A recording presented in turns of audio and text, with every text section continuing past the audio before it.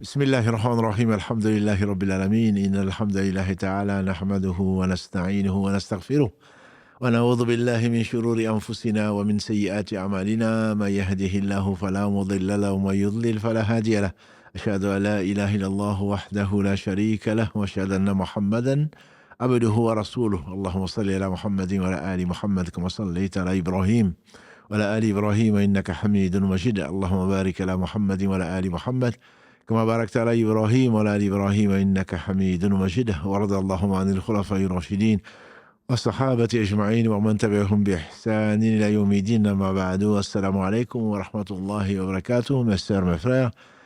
Bienvenue donc dans ce live du lundi, le live donc de l'islam au quotidien. Mais avant toute chose, nous louons Allah, nous revenons vers lui repentant, nous demandons protection contre les conséquences de nos péchés, et lui seul en sait les nombres, et contre les tendances de l'âme. Et l'âme appelle certainement, invite certainement au mal, hormis celle à qui Allah fait miséricorde. J'atteste qu'Allah seul mérite l'adoration. Le premier qui n'a pas de début, le dernier qui n'a pas de fin. L'apparent, le dominant sur toute chose, le parfait dans son essence, dans ses noms et attributs. Et dans tous ses actes qui oscillent, d'une part entre sa générosité, sa miséricorde, sa bonté, et d'autre part sa justice qui elle est basée sur son omniscience et sur sa sagesse. J'atteste la véracité de l'exemplarité de la prophétie de Mohammed ibn Abdillah, qu'Allah bénisse ce prophète, sa famille, ses compagnons, tous ceux qui les auront suivis dans le droit chemin et nous fassent l'honneur d'en faire partie.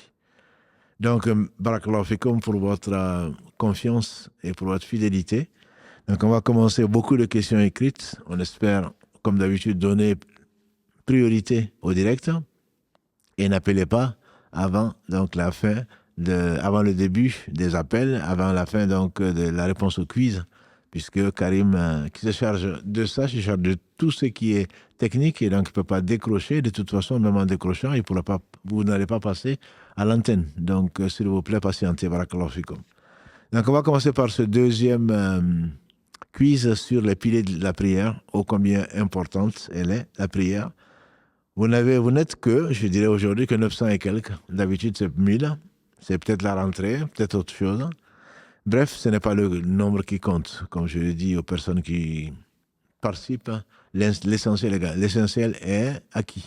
C'est vraiment de justifier, de vérifier sa connaissance dans ce pilier important et également d'en profiter pour profiter donc au maximum de son temps et en faire une adoration.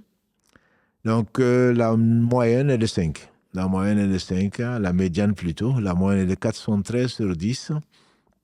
Et ce n'est pas un problème. Honnêtement, ce n'est pas un problème. Qu'Allah vous récompense tous ceux et toutes celles qui ont participé à ce quiz et nous augmente en sciences utiles.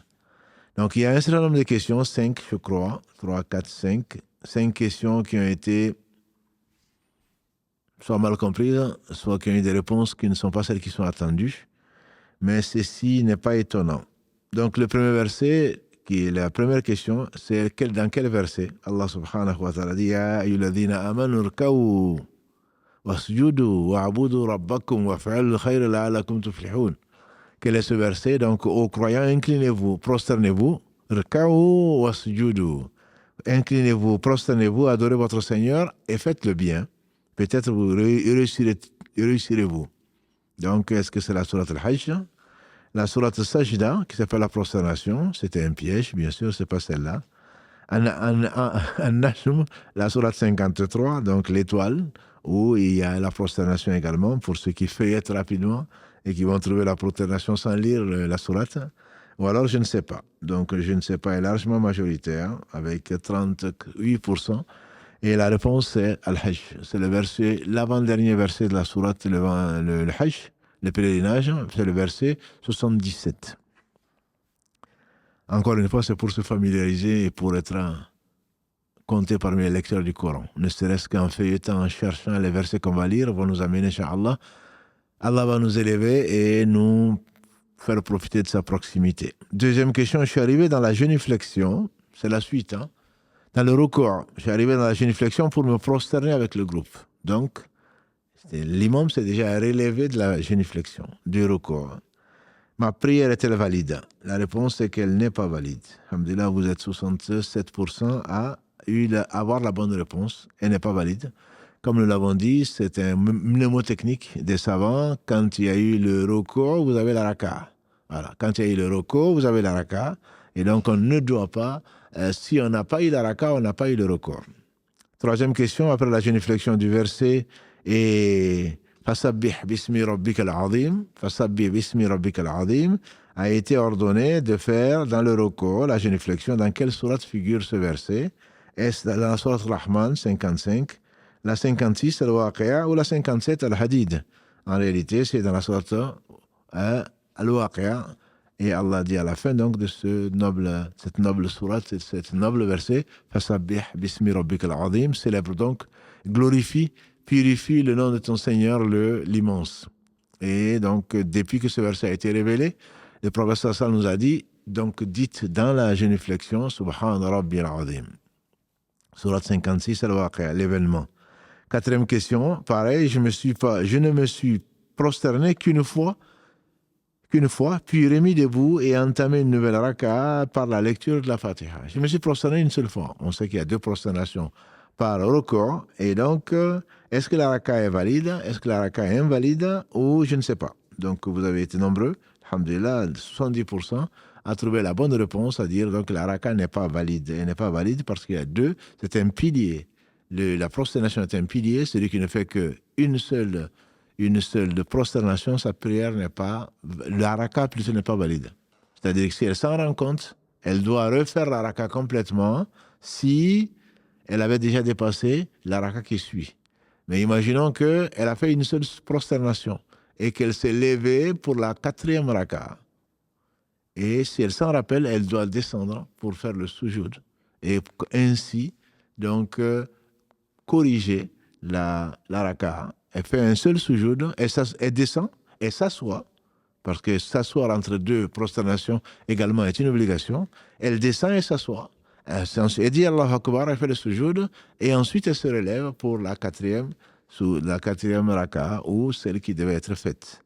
Mais si on ne se rappelle que dans la 4e raka, alors qu'on est déjà dans le sujoud de la 4e raka, alors on met une croix sur celle où on n'a fait qu'une seule prosternation, et donc on fait une nouvelle prosternation, et ça fera 5 rakas sans prosternation complète. Donc, et ensuite on fait le salam, et on fait 2 sujoud pour compléter, pour corriger le fait qu'on a fait 5 rakas, en fait, en tout cas des mouvements supplémentaires par rapport à la prière.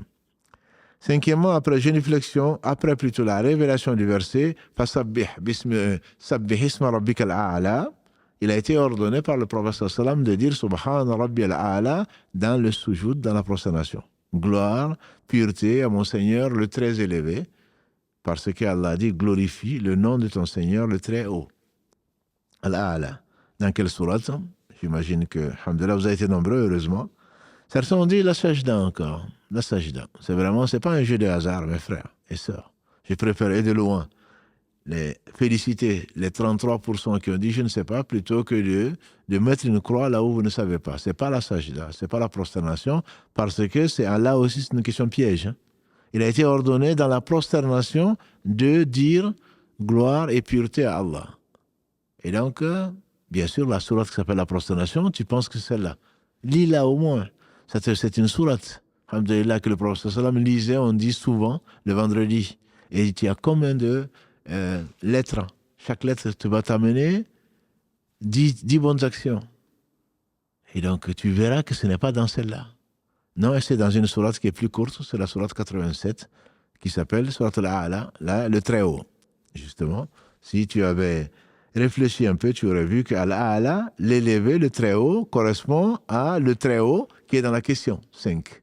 Donc, c'est dans la sourate 87, Sabbisma Rabbika al-A'la, qui est conseillé que beaucoup de gens lisent dans le Shafa et le witr pour des Maghrébins ou des musulmans d'Afrique noire qui disent qu'il y a le Shafa et le witr. On dit dans l'islam, dans la sunna plutôt, on parle seulement du witr.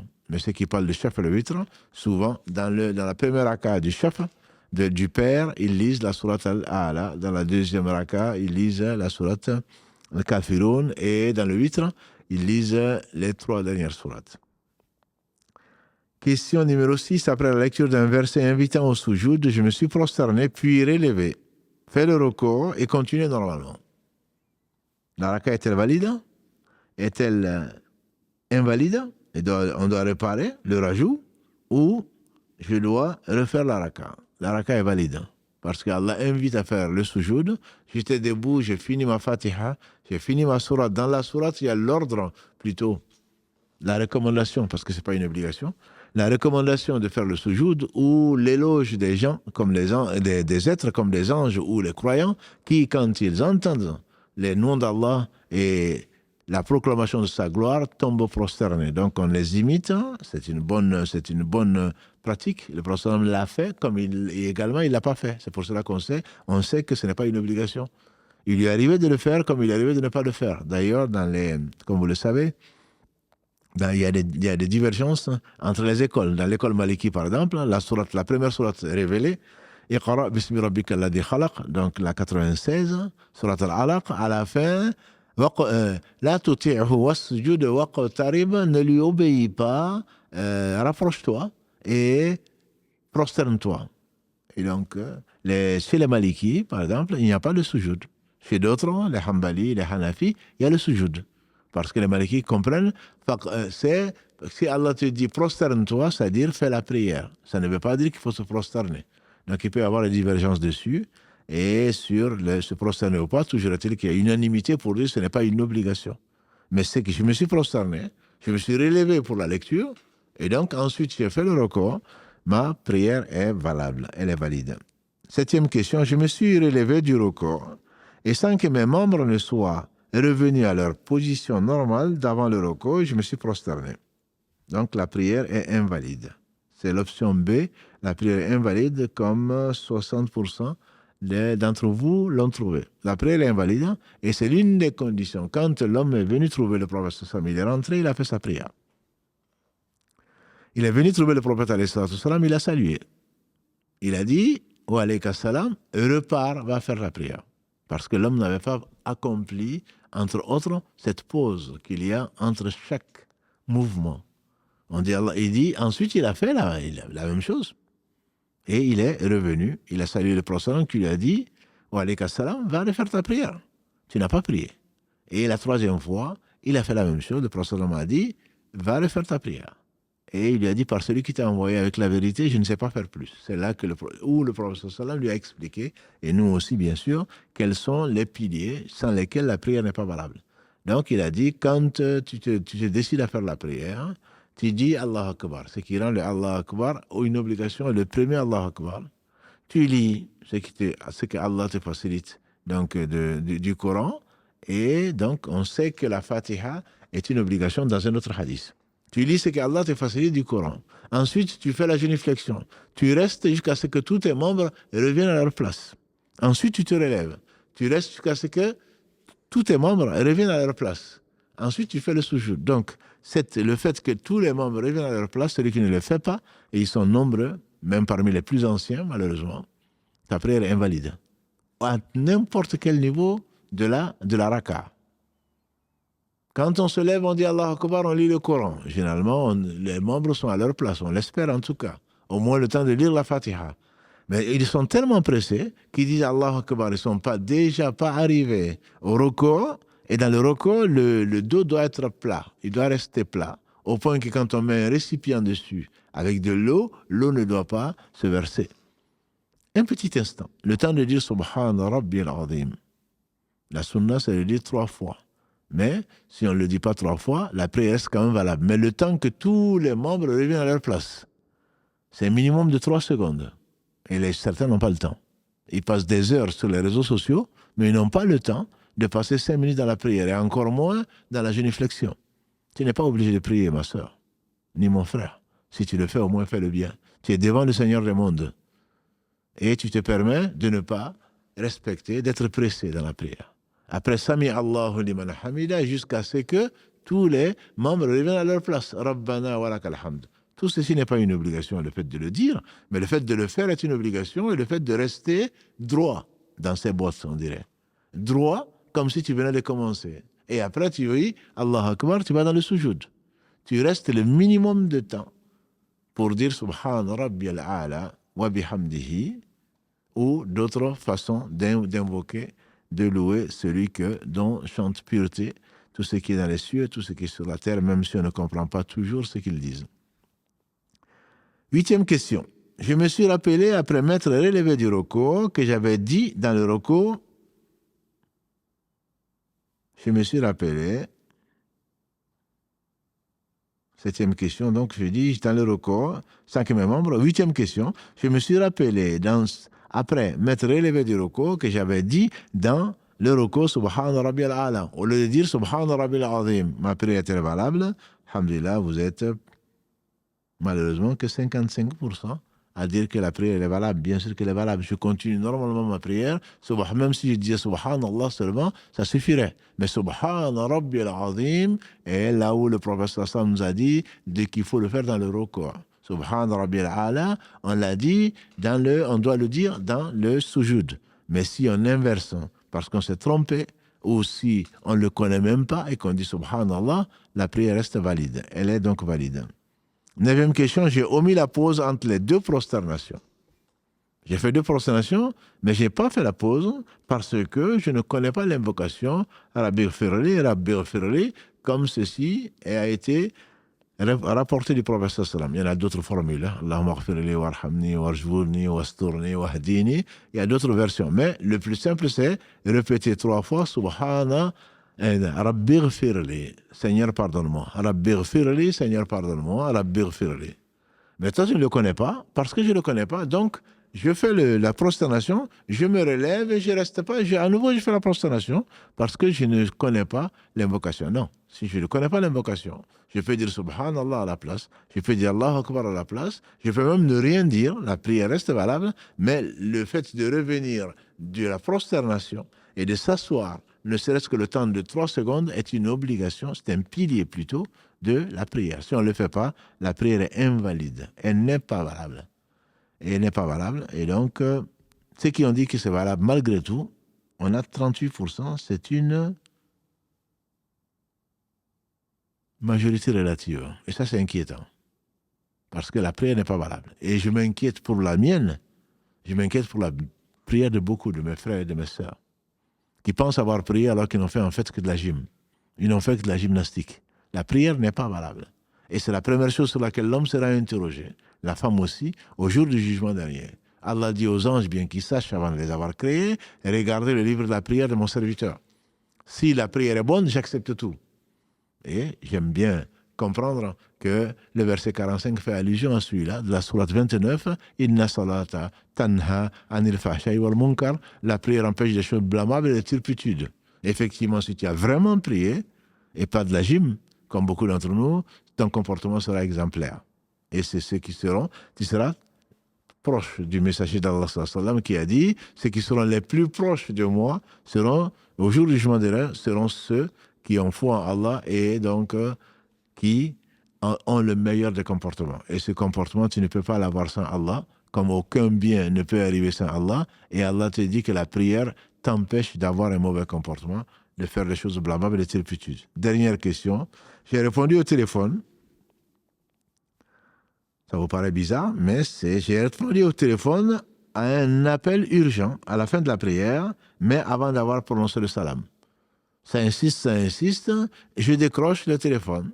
Et je regarde, malheureusement certains le font, et je vois que c'est l'hôpital, ou je vois que c'est maman, ou je vois que c'est madame, ou je vois que c'est l'époux. Et donc je réponds, je suis en train de prier. La prière, bien entendu, n'est pas valable, et vous avez été 75% pour dire que la prière, donc, n'est pas valable. Et je vous assure, c'est le ramadan dernier, je crois, à la mosquée, il y a des jeunes qui probablement n'ont prié que pour commencer à la prière, probablement, parce qu'ils sont dans le sous-jour, le téléphone sonne, et ils parlent quand même, je suis en prière. Et ils continuent. Bien sûr que la prière est nulle, et la prière n'est nulle et non avenue, et ce qui est nul n'est pas accepté. Il n'y a absolument aucun doute, et il n'y a pas de divergence entre les savants sur cette question-là. Voilà, donc on a fini à une vingtaine de minutes, donc on a fini la réponse, j'espère que les réponses sont claires, et accordons un peu de temps, un peu plus de temps, donc à la prière, et c'est la meilleure, c'est l'acte le plus aimé d'Allah subhanahu wa ta'ala, et donc c'est la raison pour laquelle, si on prétend en tout cas aimer Allah subhanahu wa ta'ala, on doit suivre Muhammad sallallahu alayhi wa sallam, comme Allah le dit dans la sourate 3, verset 31, Qul in kuntum tuhibbuna Allah fattabi'uni. Dis-leur, ya Muhammad, si vous prétendez aimer Allah, suivez-moi. Et Allah vous aimera et vous pardonnera vos péchés. Celui qui suit ses passions, certainement, n'aime pas Allah parce qu'il n'a pas suivi le messager d'Allah, sallallahu alayhi wa sallam.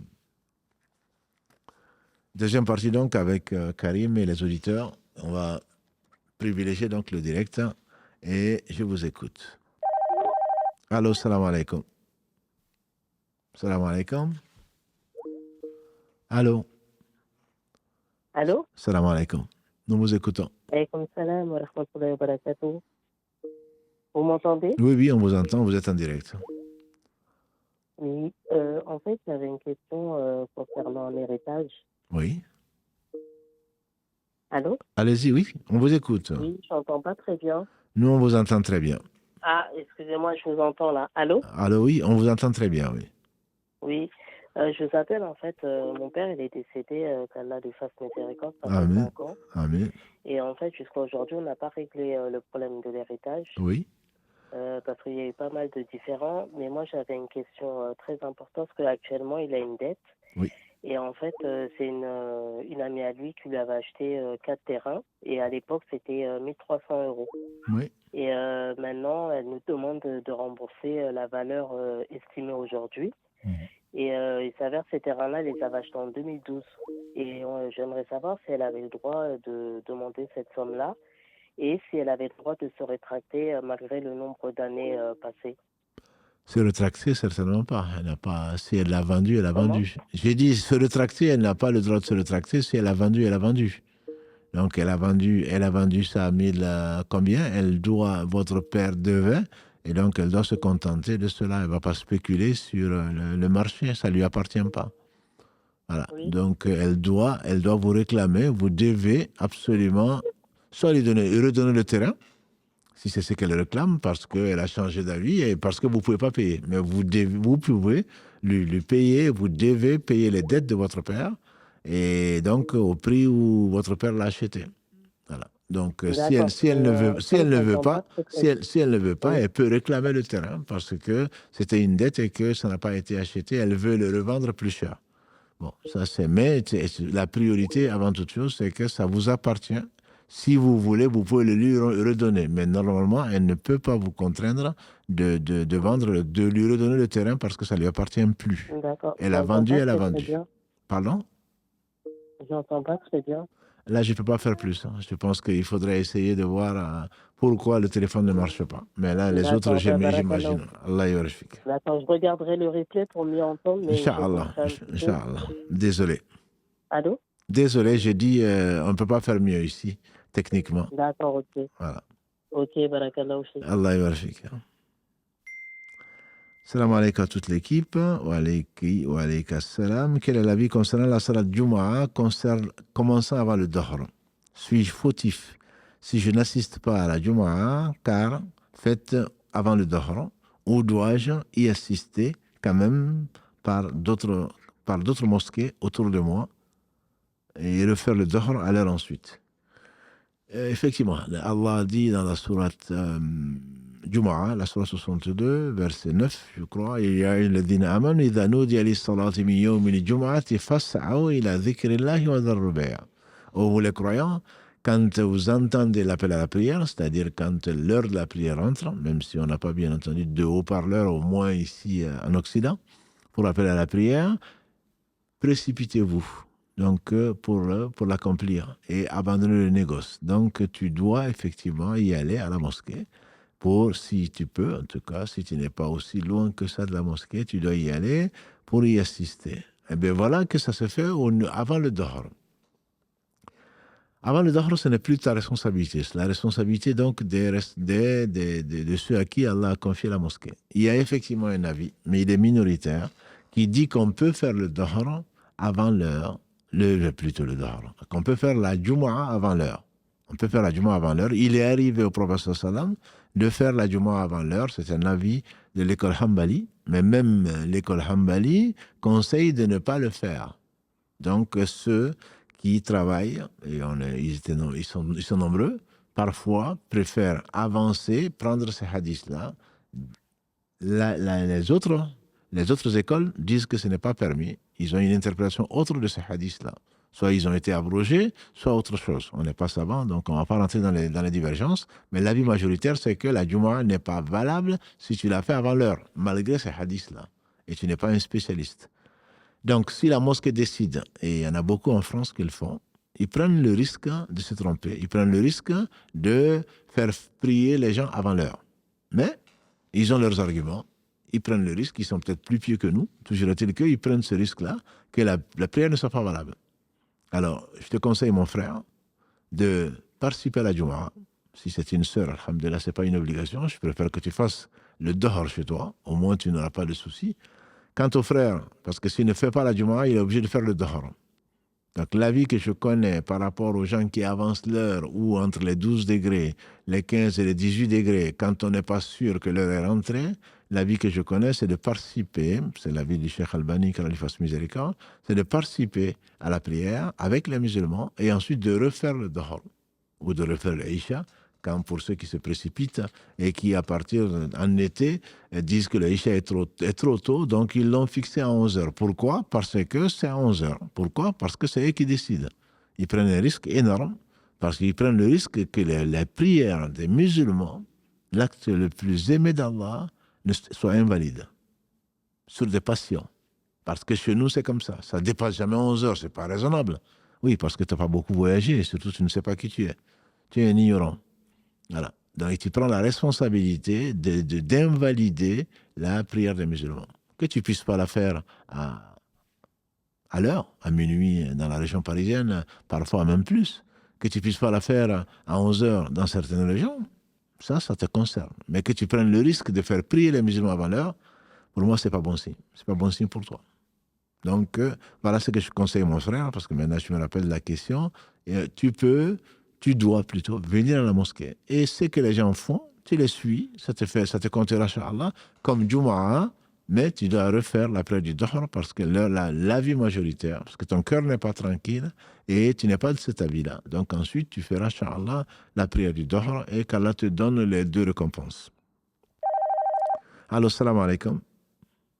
Allô, salam alaikum. Wa alaykum salam wa rahmatullah.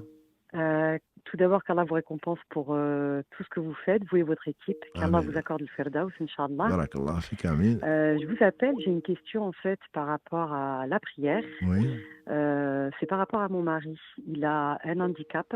Oui. Il est sous traitement morphinique. Rabbi Shafi, Inch'Allah. Et en fait, il prie, mais il prie assis. Oui. Parce qu'en fait, s'il prie comme prient les musulmans normaux, on va dire, ça engendre des douleurs très fortes. Et du coup, c'est limite très très compliqué pour lui de continuer dans sa prière. Oui. Et le seul moyen pour lui de ne pas avoir très très mal, c'est la prière en position assise. Oui. Et est-ce que sa prière est quand même valable ou pas? Alors, moi, j'ai une autre question à vous poser avant de répondre à votre question. Est-ce que c'est quelqu'un qui est toujours dans un fauteuil Par contre, roulant? excusez-moi, je vous entends pas. Je vous entends pas, en fait. Décidons, il y a un problème. Nous, on s'entend très bien. Donc, Karim essaye de voir d'où vient le problème. Nous, on vous entend très bien. J'espère que les autres auditeurs D'accord, aussi... je sais pas, je vous entends très très mal, en fait. La question d'avant aussi, l'auditrice d'avant aussi entendait très mal. Donc, on est vraiment désolé. Je pense qu'il y a un problème avec le téléphone. Je sais pas, avec la ligne ou le téléphone. Peut-être. Karim est en train de s'efforcer à trouver la panne, entre guillemets. J'espère que vous entendez quand même la réponse. Vous entendez? Très très mal. Vraiment, bon. J'entends un mot sur 3. Bon, si vous entendez un mot sur 3, on va peut-être prendre les questions écrites. Peut-être que vous allez écouter le replay. Oui, nous, on vous entend très bien. Donc, peut-être que vous allez vous contenter du replay. Mais juste de répondre, si vous entendez, si vous pouvez juste répondre à une question. Est-ce que votre mari, qu'Allah le guérisse, est-ce qu'il est toujours en fauteuil roulant ou est-ce qu'il peut quand même se mettre debout? Est-ce qu'il est, pardon? Est-ce qu'il peut se mettre debout pour marcher? Oui, il marche. Voilà. Il marche, il n'y a pas de souci. Voilà. Donc, moi, je vous donne la réponse des savants. Ensuite, vous allez la trouver peut-être dans le replay, même si vous n'entendez pas très bien, on est désolé. Donc, s'il peut se mettre debout, il se met debout pour le takbirat al-ihram, pour dire le premier Allahu Akbar. ça, il le fait. Ben, s'il le fait, Mais il peut... au moment du soujoud, en fait. Là, C'est au moment du soujoud, ce il n'est peut pas pas... un souci. Il fait tout ce qu'il peut faire normalement. Et quand il arrive Oui, à là où il ne peut pas faire comme le soujoud, il s'assoit et il mime la position du soujoud et il se relève. Et ensuite, il fait normalement. Il fait ce qu'il peut faire et il peut bien oui. s'asseoir pour faire le soujoud, il n'y a pas de problème. Il n'a pas D'accord. il n'a pas à se faire violence, entre guillemets, si c'est lui qui sait. Et Allah sait mieux que lui dans quelle situation il est et comment il souffre. Donc, de ce point de vue-là, il n'y a pas de problème. Il fait debout tout ce qu'il peut faire. Et ce qu'il ne peut pas faire, il s'assoit et il fait les mouvements. Là, il n'y a pas de souci dessus. La prière est valide. D'accord. Voilà. La prière est valide, d'accord. Ouais.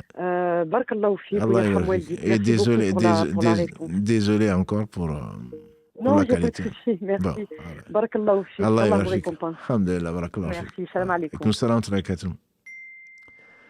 Donc, bon, Karim me dit que les auditeurs entendent, donc, alhamdulillah, il y a peut-être un problème de ligne, mais bon, au moins avec les deux auditrices sur deux, c'est ce qui pose problème. Mais alhamdulillah, qu'Allah nous pardonne et améliore notre situation. Donc, salam alaikum, wa alaykum salam. Cheikh évoque souvent l'importance de régler donc, les dettes, celles du défunt proche, c'est vrai. C'est une question concernant la procédure de surendettement qui permet à un débiteur de voir ses dettes effacées judiciairement.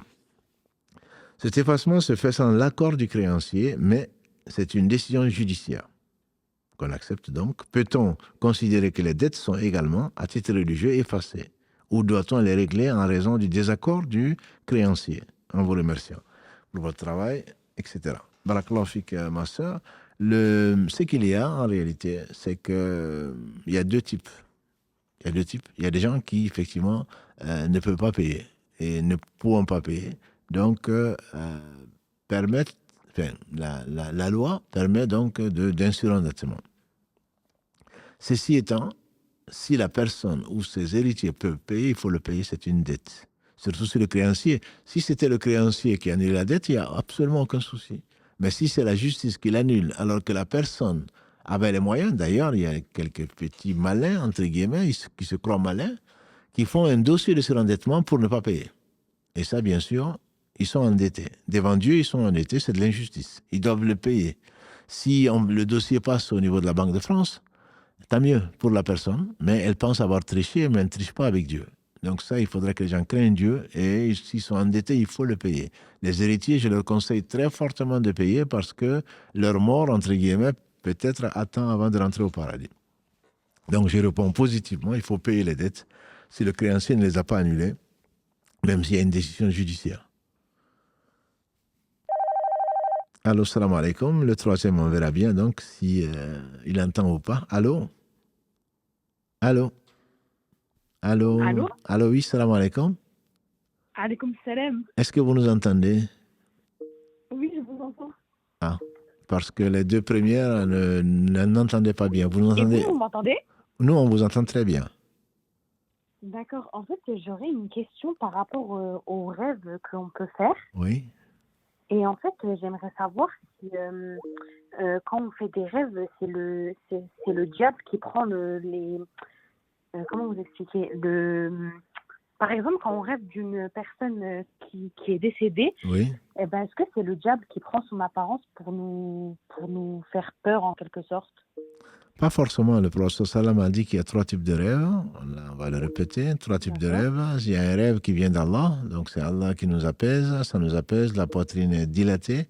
On remercie Allah, on le raconte aux gens qu'on aime. Si on rêve, par exemple, d'une personne décédée qui est au paradis, c'est Allah qui nous l'a envoyé pour nous rassurer, pour nous consoler. Il y a un rêve qui est frais, qui sont des cauchemars, que beaucoup d'entre nous, pour ne pas dire tout le monde l'en fait. Ça vient de Satan pour nous attrister. Effectivement, si on se fait attaquer, comme souvent les gens le disent, etc. Et il y a un rêve qui vient du subconscient. À force de vouloir épouser, par exemple, un homme, à force d'y penser, ou une femme, ben, on rêve de la personne. Ça, c'est le subconscient. Voilà les trois catégories de rêves que le professeur sallallahu nous a enseigné. Voilà. Ok, donc ça vient pas forcément du diable. Pas forcément, non, pas forcément du diable, effectivement. Pas forcément du diable. D'accord, je vous remercie d'avoir répondu à ma question. Mais je vous en prie. Salam alaikum. Alaykoum salam. Alors, une question qui n'est pas forcément en rapport avec le rêve, mais qui dit ici, donc, Jazakumullahu khairan pour des renseignements, que vous apportez une question sur l'émission de ce soir. L'existence de ces djinns amoureux est-elle une réalité? Les djinns amoureux, c'est un diagnostic que beaucoup de raqis font, et beaucoup de sœurs d'ailleurs, beaucoup de frères, en disant je ne me marie pas, c'est à cause d'un djinn amoureux. Bon, il faut faire attention à ce que l'on dit parce qu'on n'a pas de preuve de cela. Quand on va voir des charlatans, ils disent oui, tu ne te maries pas parce qu'il y a un djinn qui ne veut pas que tu te maries, et donc qui s'oppose et qui fait fuir tous les prétendants, etc., etc. Ce sont des hypothèses. Dans les hypothèses, que ça existe ou pas, Allahu a'lam. Allahu a'lam. Et dans la positive, quels sont les symptômes et éventuels remèdes? Les remèdes, c'est que tu te confies à Allah, tu sais qu'il n'arrive que ce que Allah veut, et qu'aucun djinn ni aucun homme ne peut empêcher ce qu'Allah veut. La volonté d'Allah au-dessus de toute volonté. Et par conséquent, tu pries Allah, tu fais les causes. Et donc, si les prétendants s'en vont et t'abandonnent, ne veulent pas t'épouser, moi je dirais, remercie Allah. Remercie Allah, si c'est un djinn amoureux, il a été une bonne cause, parce que quelqu'un qui s'engage et qui recule sans raison ne peut pas assumer donc ce rôle important d'époux. S'il s'en va avant le mariage, je dirais tant mieux. Il se serait marié, peut-être qu'il ne serait pas resté non plus. Donc ne le vis pas mal, Fais ta vie, fais tout ce qu'il y a à faire, et Allah aura décrété ce qu'il aura décrété 50 000 ans avant qu'il n'ait créé les cieux et la terre. N'aie pas peur de cela, ton destin va se réaliser. Allah t'a réservé le meilleur, pour peu que tu crois en lui et que tu crois au destin. Allô, salam alaikum. Oui, salam alaikum. Salam alaikum. En fait, j'avais une petite question simple. Oui. Je voulais savoir, bon, j'ai perdu mon père Lahmo pendant le Ramadan, Oui. et je voulais savoir, est-ce que il y a des divergences, il y a des gens qui disent que, je voulais savoir, ma question, c'était par rapport quand on rend visite au cimetière. Oui. Par exemple, si je vais rendre visite à mon père Lahmo, Oui. je voulais savoir, est-ce que c'est vrai, est-ce que les morts nous entendent? Allah dit dans le Coran Allah dit dans le Coran au prophète sallam, tu ne saurais faire entendre les morts. Donc le principe, c'est que les morts n'entendent pas. Par contre, ils savent qu'on les a visités parce que Allah, voilà, ils savent qu'on les a visités, qu'on a prié pour eux, parce que Allah les informe. Mais les morts ne nous entendent pas. Il faut faire extrêmement attention parce que malheureusement, ceux qui pensent que les morts nous entendent vont parler aux morts. Et de parler aux morts, et ils vont leur demander même des choses. Et ça devient la pire des injustices, c'est le pire des péchés, c'est le shirk. Donc il faut vraiment faire très attention. Quand on va au cimetière, le prophète sallam nous a appris, c'est très simple. On passe le salam aux habitants de cette cité qu'est le cimetière. On leur fait des invocations, qu'Allah vous fasse miséricorde. Vous nous avez dévancés et on va vous rejoindre, qu'Allah vous fasse miséricorde. C'est tout ce qu'il y a à faire. Voilà. Il ne faut surtout pas aller, voilà, bon, que les larmes coulent, ça c'est normal. Mais surtout pas demander à un mort, tu m'entends, vraiment tu me manques. Hein? Tu te souviens quand on était, non, là c'est complètement contraire. C'est complètement contraire. Leur demander quelque chose, là c'est un grand péché dont il faut donc se repentir. D'accord. Voilà. Je vous remercie. Avec plaisir. En tout cas, barakallahu fik. Allah yabarik ma sœur. Chaque lundi et samedi pour tout ce que vous faites. Jazakallah khair. Merci. Barakallahu fik. Allah yabarik. Salam alaikum. Assalamu alaikum. Donc, on va prendre une question par rapport au crédit d'impôt. Voilà. Donc, le frère a été patient. C'est la semaine dernière qu'il a posé la question. Crédit d'impôt étant donné donc 50% de la somme, c'est le 50% de la somme payée pour les prestations de ménage au cours particulier. Plus exactement, je viens vers vous, dit le frère, par rapport donc au crédit d'impôt, qu'il est possible de demander pour des prestations de ménage ou de cours particulier. L'État nous redonne 50% de la somme payée, mais je souhaitais avoir votre avis à ce sujet, car cela s'appelle bien un crédit d'impôt et non une réduction d'impôt. Alors, peu importe le nom, si ce que tu décris, parce que je ne travaille pas moi aux impôts, je ne sais pas quelle différence y a-t-il entre réduction d'impôt et crédit d'impôt. Si l'État te permet de te redonner une partie de ce que tu as payé, c'est ton droit. Ce n'est pas un crédit. Tu n'as pas pris crédit. Voilà. Et donc, par contre, le crédit est bien connu. Je prends de l'argent à l'avance, je l'utilise, je ne l'ai pas, ensuite je vais le rembourser. Soit taux zéro, soit donc avec du riba. Ça, c'est interdit. Mais si l'État appelle ça comme il l'appelle, peu importe. Hein. L'essentiel, c'est que tu n'as rien. Tu as payé un agent, une personne qui t'a aidé, soit pour le ménage, soit pour autre chose. L'État te dit, à cause de ça, on va te rembourser une partie de ce que tu as donné. Il n'y a pas de crédit dedans, c'est plutôt une faveur que l'État t'accorde. À ma connaissance, il n'y a pas d'interdiction. Wallahu a'lam wa a'lam. Allô, salam alaikum. Allô? Malikum salam. Allô? Malikum salam. Je vous écoute, oui. Bon. Que Dieu vous bénisse vous tous. Amen. Je ne vais pas reprendre les mêmes prières qu'on a fait pour vous. Donc, je vais juste dire Amin, Amin pour tous ceux qui ont prié pour vous. Barakallah fik. Priez quand même pour nous. Non, je voudrais... Oui, je vous écoute. J'ai juste une petite question. Oui. Le fait d'avoir été allaité par la même personne, est-ce que cela crée un lien de parenté? Absolument, absolument. C'est les deux dans l'islam. Il y a la parenté de lait et la parenté de sang. Mais la différence entre la parenté de lait et la parenté de sang, c'est que la parenté de lait crée effectivement une fraternité. C'est-à-dire qu'on ne peut pas épouser, par exemple, le mari de cette... Parce que ça devient la mère de la mère, donc de lait. Par contre, il y a une spécificité, c'est cette parenté de lait ne permet pas d'hériter ou d'être héritier de ces personnes-là. Voilà, donc ça s'arrête là. C'est une parenté d'interdiction, entre guillemets, de mariage. Ça veut dire que si vous portez le hijab et vous pouvez vous dévoiler devant le mari donc de cette mère de lait, même si c'est une bédouine, même si c'est quelqu'un que vous ne connaissez pas, une fois que vous savez que c'est votre frère de lait, il ne peut pas vous épouser. Mais si vous ne pouvez pas hériter de la personne ne peut pas non plus hériter de vous. Allô? Ok. Ben, c'est clair? Oui, ça répond bien. Oui, c'est clair, ça répond bien à ma question. Alhamdulillah. Mais, comme les deux dernières personnes là qui sont passées, le son n'est pas assez clair. Décidément.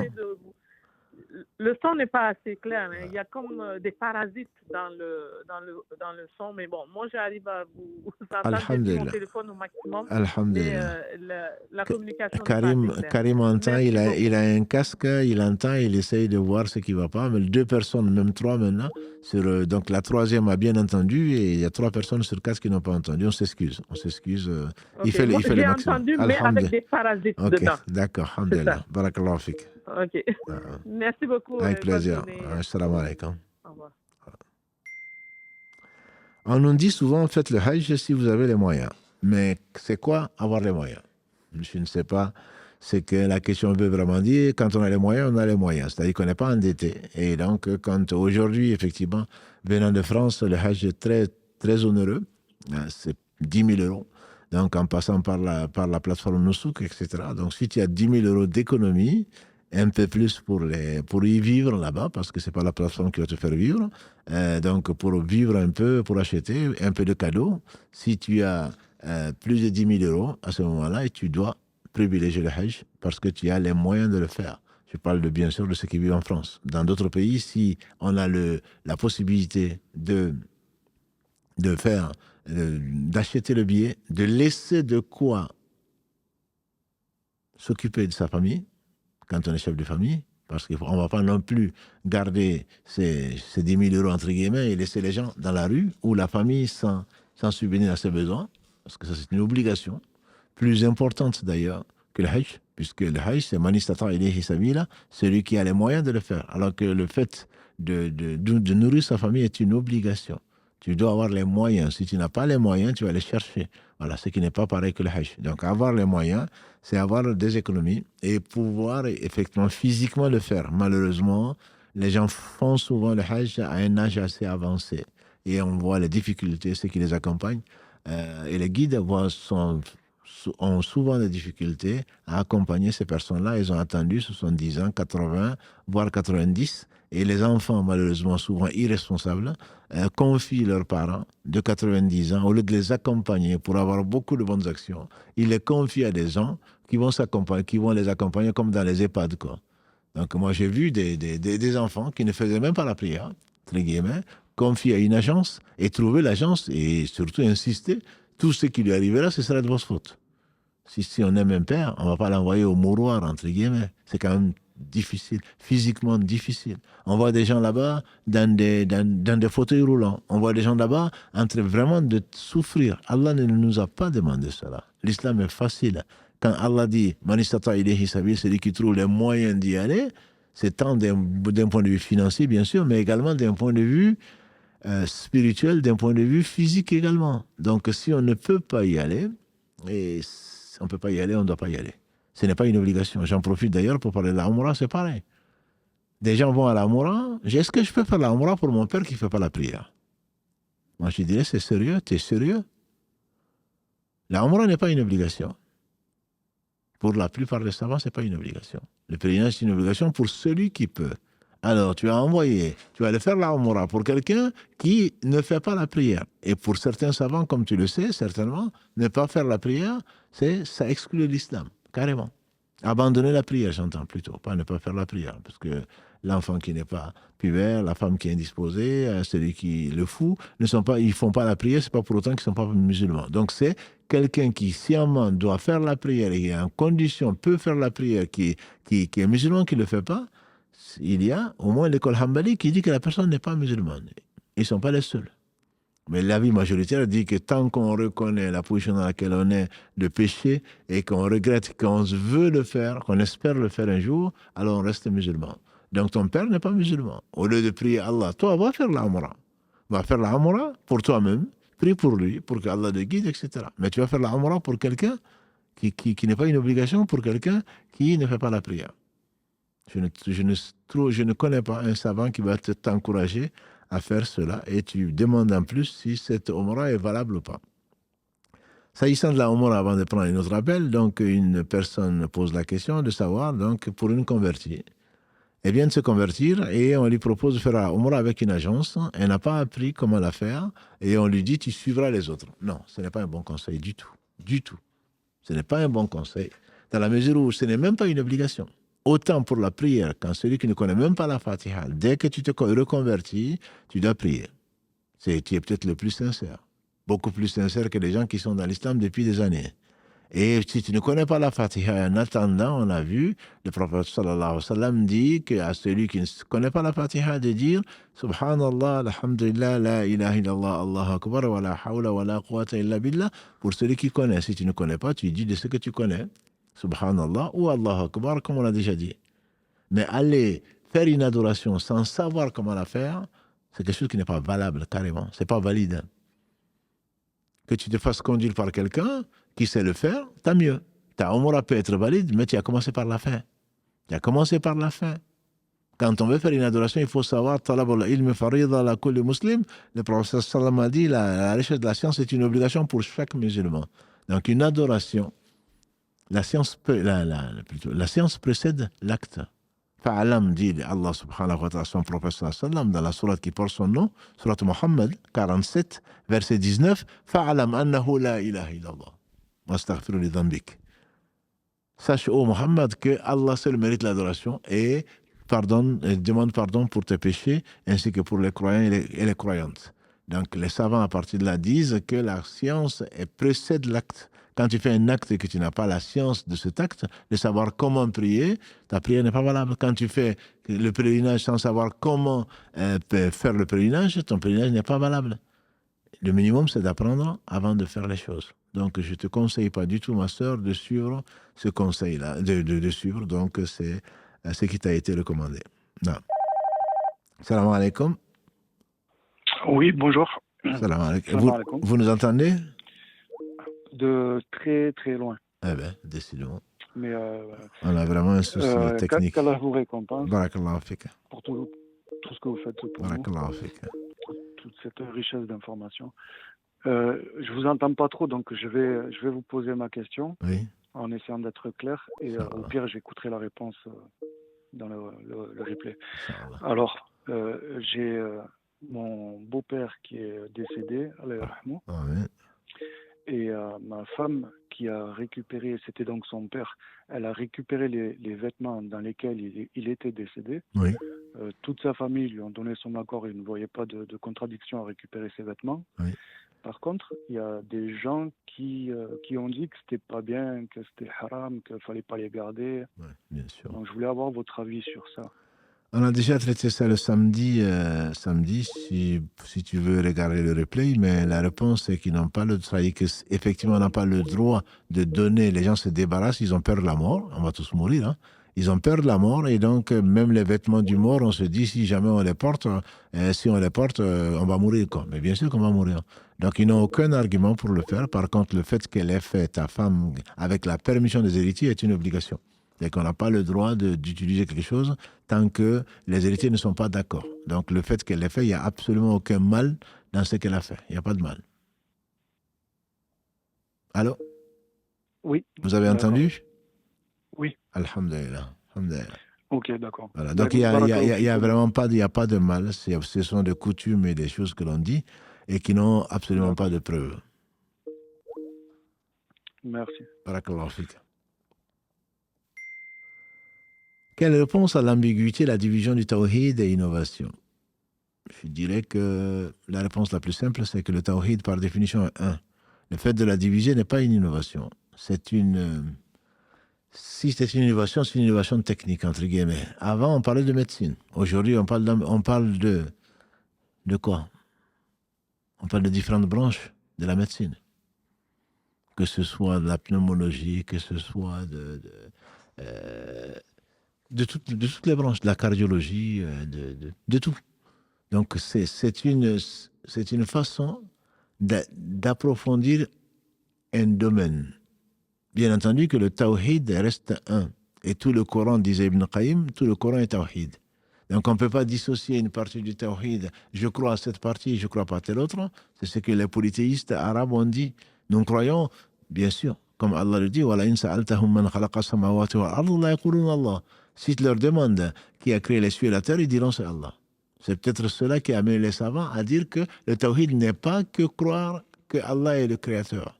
Le tawhid, c'est aussi de croire qu'Allah est le seul digne d'adoration, qu'on appelle donc le tawhid uluhiyya. Et le fait de tawhid, c'est également de croire que les noms et attributs d'Allah subhanahu wa ta'ala sont une obligation à comprendre et à appliquer. Et donc, c'est pour dire que n'est pas tawhid seulement le fait de croire qu'Allah est le seul créateur, qu'il est l'existant, qui a tout créé sans besoin, c'est lui qui subsiste à tous les besoins, ça ne suffit pas. Et donc, c'est pour essayer de mieux embrasser cette science, et la science forcément a des branches, même la foi a des branches. Pour ceux qui disent que c'est une innovation, le prophète sallam n'a-t-il pas dit que la foi a 63 et quelques branches, ou 73 et quelques branches? La branche la plus élevée, c'est le fait de dire la ilaha illallah. Et la plus basse, c'est enlever un obstacle de la rue. Quelqu'un qui va te dire non, moi je suis croyant parce que j'enlève un obstacle de la rue. On te dira oui, certes, mais ce n'est pas que ça la foi. Et donc le tawhid n'est pas que le fait de dire qu'Allah est le créateur, qu'Allah est celui qui subsiste par lui-même, c'est Allah qui gouverne toutes choses. Oui, certes. Mais donc le fait de diviser entre guillemets le tawhid en 3 parties en général pour les savants, mais ça peut être en 10 parties, ça peut être en 2 d'ailleurs. C'était les anciens divisaient le tawhid en 2 parties et de ne pas le diviser, où est le problème? C'est une question de science, ce n'est pas de l'innovation dans le sens que certaines personnes pourraient rechercher des poils sur les œufs. Yeah. Allô, salam alaikum. Salam alaikum. Allô? Allô, salam alaikum. Oui, salam alaikum, pardon. Salam. Ah, je suis trop contente de pouvoir vous avoir au téléphone. Vous nous entendez au moins, vous? Oui, je vous entends très bien. Alhamdulillah, barakallahu Il n'y a pas de souci. Alhamdulillah. Barakallahu fik. Jazakallahu khairan. Vraiment, merci pour tout ce que vous faites depuis un an et grâce à vous, ma foi, elle évolue. J'avais posé une question à l'écrit, du coup, oui. Mais bon, j'ai pas eu de réponse encore, donc alhamdoulilah, j'ai réussi à vous avoir au téléphone. Okay. En fait, ça concerne, j'ai une fille qui a un trouble déficient de l'attention avec hyperactivité, donc oui. et du coup, le médecin me prescrit un médicament. Oui. Et ce médicament-là, en fait, c'est comme de la drogue. D'accord. Donc, c'est comparable à des amphétamines. Oui. Et c'est le seul traitement, du coup, qui est prescrit pour les TDAH. Oui. Donc, je ne sais pas quoi faire parce qu'elle a un TDAH assez sévère. Du coup, ce qui est dérangeant, c'est surtout à l'école. Hein. Mais je ne sais pas trop quoi faire du coup. Lui donner, ne pas lui donner. Est-ce que c'est autorisé en islam de soigner avec de l'huile licite? Enfin, du coup, vu que le médicament, il est comparable à des substances, à de la drogue, quoi. Si le médecin le donne, normalement, on ne peut pas l'appeler drogue. Mais comme tu le sais, Allah subhanahu wa ta'ala a inspiré son prophète sallam et lui a dit qu'il n'a pas créé une maladie sans faire descendre le médicament. Donc, si vraiment vous avez des soupçons, je pense mieux vaut voir d'autres spécialistes plutôt que d'arrêter de lui donner ce médicament. Voilà. Mais si le médicament a les effets secondaires qui sont terribles, qui sont comme une drogue, vous êtes obligé de chercher un autre traitement. Vous ne pouvez pas continuer. De toute façon, même logiquement, vous ne pouvez pas continuer à lui donner ce médicament. Ce médecin lui prescrit cela, mais il faudrait le revoir en disant que ce n'est pas possible parce que c'est de la drogue. S'il n'a que ça, je pense qu'il faut changer de médecin. Il faut changer en tout cas il faut consulter d'autres médecins pour essayer de voir. Le prophète m'a dit que Allah n'a pas mis dans ce qu'il a interdit un médicament. Il n'a pas mis dans ce qu'il a interdit un médicament. C'est-à-dire, si c'est vraiment de la drogue, et la consommation de la drogue est interdite dans l'islam, on ne peut pas soigner avec. Et donc, je suis certain qu'il y a des alternatives. Donc, je pense que les chercheurs travaillent, les médecins aussi, sont consciencieux en général. Donc, je pense qu'il faut vraiment ne pas vous contenter de ce traitement-là parce que jusqu'à preuve du contraire, il n'est pas permis si c'est comme de la drogue. Oui, c'est ce qui me semblait. Oui, c'est des amphétamines, hein, vraiment. Et sur le TDAH, en fait, c'est le seul médicament que tous les médecins que j'ai vus m'ont proposé. Hein. Il n'y a rien d'autre. Après, alors vaut mieux que je ne donne rien du tout à ma fille. Je pense qu'il faut continuer à chercher. Parce que les chercheurs, ils restent des humains. Hein. J'ai été chercheur pendant 40 ans. On cherche, c'est d'où notre nom de chercheur. Donc, on ne trouve pas toujours. Et en attendant, je pense qu'il faut essayer d'utiliser le maximum et continuer à chercher des alternatives. Il ne faudrait pas droguer votre fille, je ne sais pas à quel âge déjà, même à n'importe quel âge. Hein. 8 ans et demi. Voilà. Ouais. On ne va pas commencer à se droguer à 8 ans et demi. Il ne faudrait pas le faire. D'accord. Tout en continuant, alhamdulillah, il ne faudrait pas non plus que si sa vie en dépend, bien entendu, vous serez obligé de l'utiliser. Sa vie n'en dépend pas du tout. Si ce n'est pas le cas, donc il faut patienter, il faut changer de méthode, il faut demander, partager. Peut-être l'alimentation. Peut-être. Parce qu'au niveau médicaments, il n'y a vraiment rien d'autre. Je me suis renseignée. Il faut prier. Après, il faut prier, c'est la meilleure. Je ne dis pas qu'il ne fallait pas utiliser autre chose, mais il faut prier. Il faut prier la prière d'une mère en particulier. Donc, avec ses soucis, il se peut que Allah guérisse votre fille, c'est ce qu'on espère, sans aucun médicament. Mais continuez à rechercher un meilleur médicament, Inch'Allah. Mais il faut prier. Il faut beaucoup prier. Et parfois, malheureusement, on l'oublie. Hein. C'est le prophète, quand quelqu'un était malade, il mettait la main dessus et il lisait la Fatiha. Et Allah guérissait qui il voulait. Donc, souvent, on l'oublie. Et c'est quand on est vraiment complètement désemparé qu'on revient au Coran. Donc, je pense qu'il faudrait au moins lui mettre régulièrement le Coran sans, bien sûr, le lui imposer, sans l'indisposer par ça. Mais il faudrait régulièrement lui faire écouter le Coran avec l'intention de la soigner. Il se peut qu'Allah la guérisse même sans médicament. Inch'Allah. Merci beaucoup, cher. Avec plaisir. Allah et toute l'équipe. Barakallahu fik. Merci beaucoup. Salam alaikum. Avec une salam, qu'Allah guérisse votre fille et tous les malades. Donc, Karim, félicitez-le si vous entendez mieux, parce qu'il a changé de méthode de connexion de la tablette. On espère, Inch'Allah, que ça va marcher. Je vous disais bien qu'il faisait l'impossible pour rétablir. Donc, on verra bien, Inch'Allah. Qu'Allah le récompense par le meilleur. Et vous n'oubliez pas, comme vous le faites d'ailleurs, vous ne l'oubliez pas dans vos invocations. Est-ce que l'épilation définitive est permise dans l'islam? L'avis que je connais de savants, oui. Allah dit, pour la propriété, pour l'hygiène, a inspiré à son prophète sallallahu alayhi wa sallam donc d'épiler un certain nombre d'endroits donc qui sont quasi obligatoires. Ça fait partie de la fitra de l'homme et de la femme, donc c'est les aisselles, c'est le pubis par exemple, c'est de couper les ongles, etc., de la circoncision pour les hommes. Et donc l'épilation définitive est permise à ma connaissance. La question a été posée à des savants que je ne nommerai pas, mais c'est permis de le faire. Si ça t'empêche, l'essentiel c'est d'arriver au but sans faire si, bien entendu, il n'y a pas de préjudice connu, d'effet secondaire connu. Et tant qu'on y est, une autre question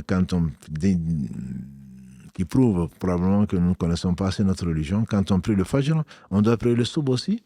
C'est ça la question. Cela fait plus de 5 prières par jour, à moins que je rate le Fajr. Non, je pense qu'il faut que les choses soient claires.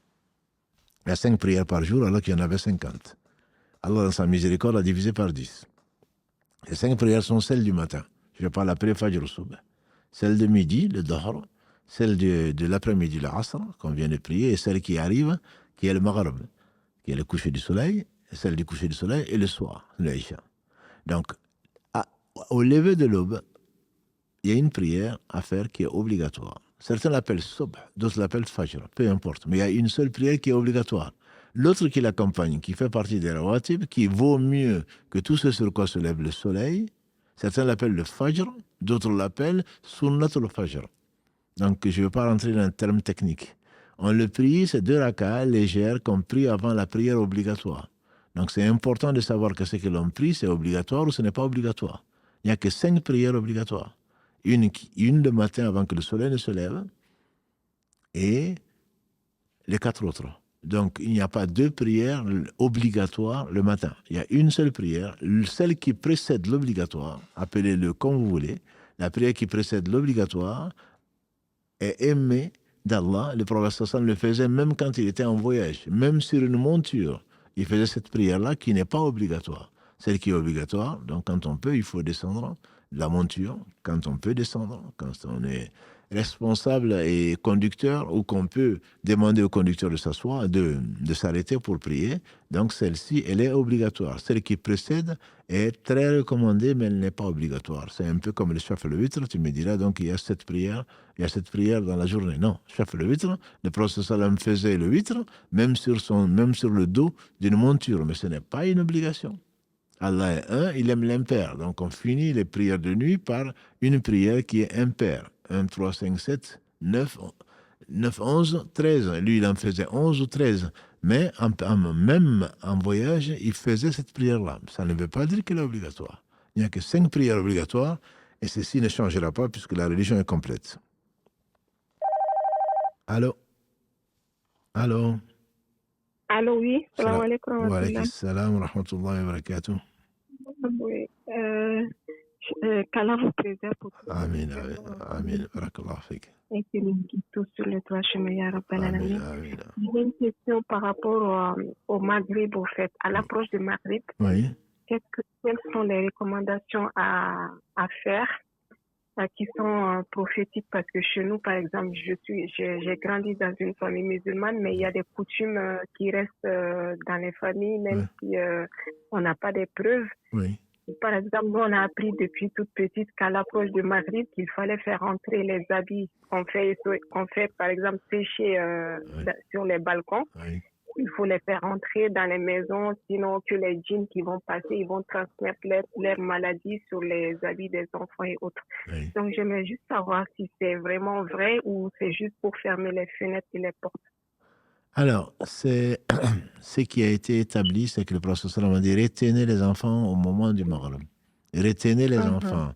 Ça ne veut pas dire qu'il faut les déshabiller, ni qu'il faut enlever tous les habits des enfants du séchoir. Non, retenez les enfants. Et au Maghrib, c'est l'heure de la sortie des shayatines. Voilà. Donc les shayatines sortent à cette heure-là, et ensuite il a dit après le Maghrib, lâchez-les. Donc ça c'est pas toute la nuit. C'est juste un moment, au moment du coucher du soleil, c'est le moment où, bon, bien sûr, on a chacun de nous notre shaitan, mais les autres shayatines qui ne sont pas, entre guillemets, attribuées à des personnes, rentrent pour nous perturber. Et surtout les enfants, c'est qui reste vrai. Hein. Je me rappelle personnellement qu'il est arrivé beaucoup de choses au Maghreb à un certain nombre d'enfants qui sont restés là. Et nous, on nous interdisait, même on faisait tout pour être à la maison avant le Maghreb. Donc ça c'est recommandé, ça reste vrai, ça reste basé. En dehors de ça, tout le reste, couvrir, fermer les fenêtres, couvrir les plats le soir, ça également, ça a été, parce qu'il y a un malheur qui descend, ça a été, mais ça a été vérifié entre guillemets, mais le reste, c'est plus des coutumes. Les gens, ils en rajoutent toujours pour être sûrs, voilà. Mais c'est plus de coutumes qu'autre chose. Ok. Du coup, est-ce qu'il est conseillé de laisser les habits dehors, par exemple, la nuit, ou c'est mieux de les faire entrer? S'il y a besoin de les faire, on peut craindre le vol, on peut craindre l'humidité quand c'est en hiver, par exemple. Bon, le faire rentrer et on les sort dehors pour les sécher. Et donc, bon, évidemment, s'il pleut, évidemment, s'il fait froid, voilà, bon, ça c'est naturel. Mais en temps normal, comme actuellement ou en été, je ne connais pas de recommandations particulières pour faire rentrer les habits, non. D'accord, ok. Donc, il n'y a pas de problème alors. Il n'y a pas de problème, Inch'Allah. Allah ybarashik. Allah ybarashik. Amin, amin. Barakallahu fik. Barakallahu fik, ma sœur. Amin, amin, amin. Barakallahu fik, ma sœur. Est-ce que mettre du parfum contenant de l'alcool est considéré comme une impureté? Alors, il y a une divergence dessus, mais je vous donne l'avis qui me paraît le plus pertinent. C'est l'avis du Cheikh Mohammed Saleh Al-Uthaymin, qu'Allah fasse miséricorde, mort donc dans les années 2000. Le principe pour lui, tout est pur. Et il savait de quoi il parlait. Tout est pur, sauf ce qui est impur. Donc, parmi les impuretés qui vont invalider la prière, par exemple, qui vont obliger à faire les ablutions, et tout le reste, c'est connu. Voilà. On est trop dans les livres de fiqh. C'est la sortie de ce que vous savez, gaz ou liquide ou solide, des deux orifices. Voilà, il y a un certain nombre de choses. Donc, et l'alcool n'en fait pas partie. Allah a interdit la consommation de l'alcool, mais pas l'utilisation de l'alcool. Donc, le parfum contenant de l'alcool, pour lui en tout cas, sont des choses qui sont pures. Et ceux qui pensent que ce n'est pas pur, ils ont mis c'est derrière quoi? C'est qui sent bon, ils l'ont mis dans l'huile, etc., qui peut avoir des conséquences. Mais bon, toujours est-il que pour lui, pour répondre à cette question, l'avis pertinent, à ma connaissance, c'est que ça reste pur. Allô, salam alaikum. Allô? Allô? Salam alaikum. En fait, ça fait un bout de temps que je suis votre émission. Oui. Donc, vraiment, ça m'a beaucoup attiré et je vous remercie pour tout ce que vous faites pour tout un chacun. Barakallahu fik. En fait, j'ai une question particulière parce que, en fait, je viens d'une famille tidjanite, donc je ne sais pas si vous avez une idée, ça parle de quoi un peu. Oui, je pense. Donc, ça fait un moment que, je suis plus la pratique en tant que telle. Oui. Parce que moi, je fais beaucoup de recherches sur Internet et puis aussi de part et d'autre pour avoir des réponses ou des solutions concernant ma religion. Oui. Donc, j'aimerais savoir quel est votre avis concernant la tariqa tidjane, si vous pouvez me donner des conseils concernant ces pratiques. Moi, mon avis, c'est que Allah a révélé au prophète sallallahu alayhi wa sallam ce qui suffit à tout un chacun pour le bonheur ici-bas et dans l'au-delà. Donc, toute autre façon d'adorer Allah qui serait particulière, que l'on chante sur tous les toits, qui a des avantages, moi, je ne le suis pas, je ne le conseille pas. Je ne le conseille pas à personne. Voilà. Donc, passer par la fenêtre, moi, je préfère passer par la porte. La porte, pour moi, c'est la sunna. Voilà, les meilleurs l'ont suivi, ça leur a suffi. Ce qui leur a suffi me suffira, Inch'Allah, et ça suffira également les gens qui viendront après nous. Donc moi, je conseille à tout un chacun de ne pas suivre une autre voie que la sunna du prophète sallallahu. Et je ne vois pas, si la sunna suffit, je ne vois pas pourquoi aller chercher à gauche, à droite, en pensant être plus proche d'Allah. Ça, je n'y crois pas du tout. Donc moi, je suis la sunna, en tout cas, c'est ce que j'espère. Et je prie Allah subhanahu wa ta'ala de nous faire tous mourir musulmans sur la sunna. Inch'Allah. Donc, comme vous l'avez dit, moi j'ai grandi dans une famille de la tariqa tidjane, donc au fur et à mesure, c'est vrai que je suis né dans la famille en tant que tidjanite, Mais maintenant, je vois que, bon, il me pose des questions concernant cette pratique. Donc, c'est pour cela que j'essaie de chercher des solutions exactes. Est-ce que c'est bon pour cette pratique? Bon, comme vous l'avez dit exactement, donc, Inch'Allah, je vais essayer de suivre ce que la Sunna conseille et puis ce que l'Islam conseille. Allah suffit. Allah a fait descendre une religion parfaite qu'il a complétée et à laquelle il a accordé sa satisfaction. Verset 3 de la sourate, verset 3 de la sourate 5. Donc, à partir de ce moment-là, le prophète a dit également, je vous ai laissé, après moi, une religion qui sera claire de jour comme de nuit. Ne s'en écartera que le halik, celui qui est vraiment perdu. Le livre d'Allah est ma sunna. Donc, alhamdoulilah, après lui, il n'y a pas de prophète. En tout cas, c'est notre conviction. Celui qui pense qu'il y a autre chose, il n'est plus musulman. À partir de ce moment, Allah suffit à celui qui se fie à lui. Et la meilleure des voies, disait le professeur lui-même, et c'est un hadith, hein, Inna khayr al-hadi, hadi Muhammad sallallahu alayhi wa sallam. Donc, la meilleure des voies, c'est celle de Muhammad sallallahu alayhi wa sallam. Lui-même le disait, et les compagnons l'ont suivi. Moi, ça me suffit. Je n'appartiens à aucune tariqa et je souhaite, je demande à Allah et prier pour nous pour que Allah nous suffise et que la sunna du prophète sallam nous suffise comme voie. Inch'Allah, ok. Barakallahu fi. Allah yarfik. Tout ce que vous faites contre. Ok, je vous remercie bien. Allah yarfik, mon frère. Ok, salam alaikum. Aïk, assalam wa rahmatullah. N'étant pas voilé, est-ce que mes actions quotidiennes sont vaines auprès d'Allah? Les actions qui sont vaines sont les actions où on associe à Allah. La désobéissance à Allah nous concerne tout un chacun. Kul bani Adam khata, a dit le prophète sallallahu alayhi wa sallam, Kul bani Adam khata, chaque fils d'Adam est soumis à l'erreur ou au péché. Et les meilleurs d'entre eux, c'est qu'ils reviennent vers Allah repentant.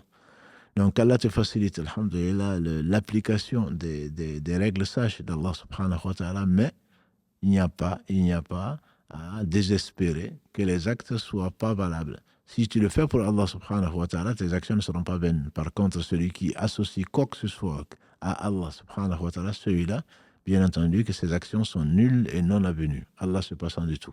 Voilà. Donc Karim, il a bon dos, Karim, vous ne le voyez pas, donc je lui mets tout dessus. Il me dit qu'il y a beaucoup de questions sur le Maoulid. Effectivement, on a reçu des questions et comme le Maoulid, entre guillemets, est censé être mercredi prochain, je pense, mais peu importe, la semaine prochaine, on reviendra peut-être dessus. Ça nous a valu beaucoup d'animosité, beaucoup de commentaires et beaucoup d'intolérance de la part de beaucoup de gens. Et je trouve que ce n'est pas du tout respectueux. Si vous avez votre point de vue, ce n'est pas le mien. Le mien, je pense que c'est celui de l'islam. Le vôtre, vous pensez que c'est celui de l'islam. Au moins, respectez le point de vue des autres. Le prophète sallallahu alayhi wa sallam, on appelle Maoulid, donc la même racine, donc naissance. On dit que le prophète sallallahu alayhi wa sallam est né le 12 Rabi al-Awwal, mois dans lequel donc nous sommes. 12 Rabi al-Awwal va coïncider très probablement donc à la semaine prochaine. Mais le 12 Rabi al-Awwal, premièrement, ce n'est pas sûr que ce soit le 12, mais peu importe. Certains disent que c'est une autre date. Mais ce qui est certain, mes frères et sœurs, c'est que le prophète sallallahu alayhi wa sallam est mort un lundi qui est très probablement le 12 Rabi al-Awwal. Ça, c'est bien plus sûr que le jour de sa naissance. Il a dit également, d'après Anas, celui qui est triste de la perte de qui que ce soit, qu'il pense le jour de la mort. Et ce jour de la mort, c'est pendant le mois de Rabi al-Awwal, le 3e mois du calendrier musulman. Lui n'a jamais fêté son anniversaire, entre guillemets, comme beaucoup le font aujourd'hui. Lui n'a jamais, ni ses compagnons, non, fêté son anniversaire. Ni la deuxième génération, il a dit, la meilleure génération, c'est la mienne. Ensuite, celle qui suit. Ensuite, celle qui suit. Aucun ne l'a fait. Celle qui suit, c'est la génération, entre guillemets, des fondateurs des 4 écoles. Ni Abu Hanifa, ni Malik, ni Shafi'i, ni Ahmed n'ont fêté ça. Et comme on le dit, le Maulid, c'est 5-6 siècles après la mort du prophète sallam que les Fatimides, les chiites en Égypte, ont inventé, en en fait une fête. Et aujourd'hui, celui qui ne fête pas le Maulid, il est considéré comme quelqu'un qui n'aime pas le prophète sallam. Est-ce que vous allez me dire qu'Abou Bakr n'aimait pas le prophète sallam? Vous allez me dire que l'imam Malik n'aimait pas le prophète sallam. Vous allez me dire que les compagnons du prophète sallam n'aimaient pas le prophète sallam. Alors jugez ce qui est dans votre cœur et non pas le cœur des autres. Nous aimons le prophète sallam. Celui qui aime le prophète sallam va certainement le suivre. Et quand il est arrivé à Médine, d'après Anas ibn Malik, il a trouvé les Ansar en train, ils avaient 2 fêtes. Ils avaient 2 fêtes. Il a dit, Allah vous a changé ces 2 fêtes contre 2 fêtes meilleures. Dans l'islam, il n'y a pas 3 fêtes, il y en a 2. Pour ceux qui veulent prendre des congés payés, des congés payés, ils peuvent toujours essayer de convaincre l'administration qu'il y a une 3e fête. Il y a 2 fêtes dans l'islam. Le prophète a dit, Allah vous l'a changé pour 2 fêtes. Aïd al-Adha, la prière donc du sacrifice, la fête du sacrifice, et Aïd al-Fitr, la fête donc de la rupture de jeûne, c'est-à-dire qu'après le Ramadan. Il n'y a que ces 2 fêtes. J'entends au niveau de la communauté musulmane, je ne parle pas du mariage ou d'autre chose. La communauté musulmane, il n'y a que 2 fêtes. Et donc aller chercher une autre fête, c'est certainement au moins prendre le risque d'innover. Et le prophète alaykoum bi sunnati, suivez ma sunna et la sunna des khulafa Rashidoun, les khulafa, les califes bien guidés, et ils sont 4, sans aucune discussion entre les gens de la sunna. Donc si soit tu en sais plus que cela, soit tu aimes le prophète sallam plus que nos prédécesseurs, soit alors tu es un prétentieux. Par respect, j'espère que c'est par ignorance que tu le fais. Donc ça, c'est le point de vue des savants, pour moi, de confiance, qui sont donc les compagnons du prophète sallam. C'est les plus savants après le prophète sallam. Ensuite, la génération qui a suivi, qui était la meilleure. Ensuite, la génération qui a suivi. Et les savants d'autorité, qui, pour moi, méritent respect et que tu dois respecter, même si tu as accepté une autre autorité, qui est celle du prophète sallam, qu'il n'a jamais faite. Donc voilà ce que je dirais sur la question. Je sais que ça peut ne pas plaire à beaucoup, mais on n'est pas là pour plaire. C'est pour cela d'ailleurs dans les commentaires d'Instagram ou d'ailleurs, parfois on entend oui, je vous aime bien, mais là je ne suis pas d'accord. Moi, si tu n'es pas d'accord, ça ne me dérange pas. Si tu me dis l'islam ne dit pas ça, oui, ça m'intéresse. Mais ton point de vue, avec tout le respect que je te dois, mon frère, ton point de vue, je ne suis pas en train de rechercher de la célébrité, ni de me faire élire pour faire quoi que ce soit. Voilà. On prie Allah subhanahu wa ta'ala de me faire dire la vérité, de me la faire voir et de la partager avec d'autres. Et ce n'est pas du tout l'amour de ce bas monde et l'amour des gens du live ou d'ailleurs qui nous intéresse. Et qu'Allah subhanahu wa ta'ala fasse que toutes nos œuvres soient dirigées vers lui et uniquement vers lui. Et qui nous préserve contre les conséquences de nos péchés et contre nos passions. Donc il est l'heure ici du Maghreb. On va s'arrêter là, Inch'Allah. Et notre prochain rendez-vous, ce sera mercredi, Inch'Allah, avec Karim, si Allah le veut, toujours présent. Et pour parler donc de la médecine du cœur, et en particulier donc du nouveau thème que nous avons commencé et qui vous intéresse beaucoup, comment faire vivre le cœur, la vivification du cœur. Qu'Allah vous bénisse votre temps, qu'Allah vous aime, qu'Allah bénisse Mohammed, sa famille, ses compagnons, tous ceux qui les auront suivis dans le droit chemin, nous fassent vivre sur la sunna du prophète sallam, nous fassent mourir sur l'islam avec la sincérité et avec un cœur qui est apaisé. Subhanakallahumma wa bihamdika ashhadu an la ilaha illa anta astaghfiruka wa atubu ilayk. Subhana rabbika rabbil izzati amma yasifun wa salamun alal mursalin walhamdulillahi rabbil alamin. Wassalamu alaykum wa rahmatullahi wa barakatuh.